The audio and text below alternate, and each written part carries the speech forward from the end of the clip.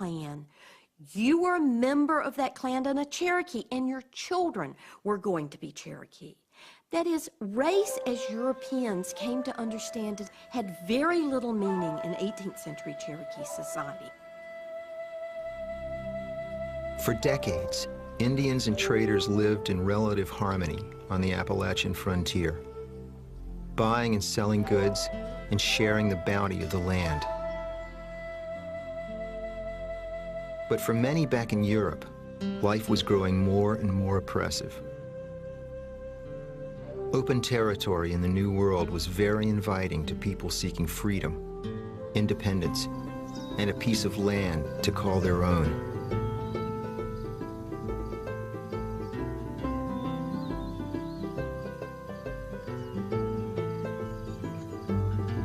They were a grim, stern people, strong and simple, swayed by gusts of stormy passion, the love of freedom rooted in their heart's core.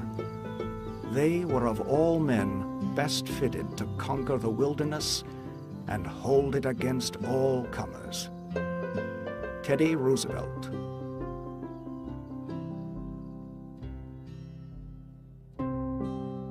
It was in the 1730s that the ancestors of today's Appalachians began streaming into the mountains. To escape hard times, they came from Germany, England, and Wales. But the group that would become most prominent in the mountains started their journey off the rugged coast of Northern Ireland. Oh, the day I parted away from you, in sorrow, grief, oh, and trouble too. Oh, you gave to me, oh, the parting hand, and you wished me safe in old Cumberland land. A bit of Irish history accounts for the Exodus.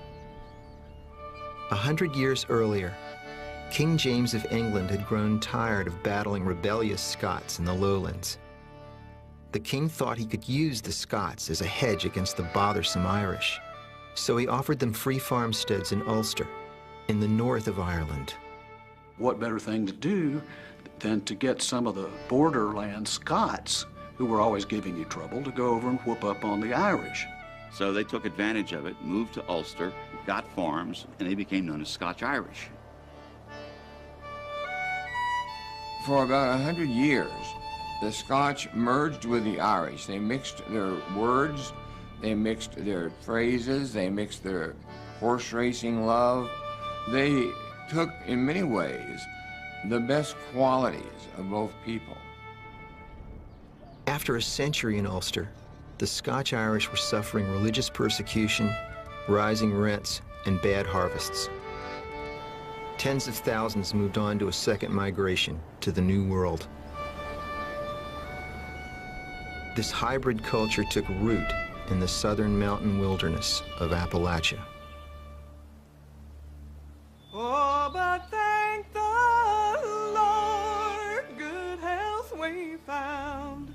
We've all got here, both safe and sound, and here in peace, so we hope to be with the Indian tribes in old Tennessee. The Scots-Irish were very quick to be among the first settlers who actually made their permanent home in the mountains. Those mountains that had the funny smoky look in the morning. When we were got up to the top of the mountain and set down very weary, we saw very high mountains lying to the north and south as far as we could discern. It was a pleasing, though dreadful sight, to see mountains and hills as if piled one upon the other. Robert Fallam, 1671.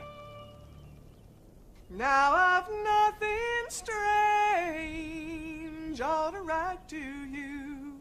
Well, the preaching's scarce, so and religion too. But we've better land and and a fertile soil.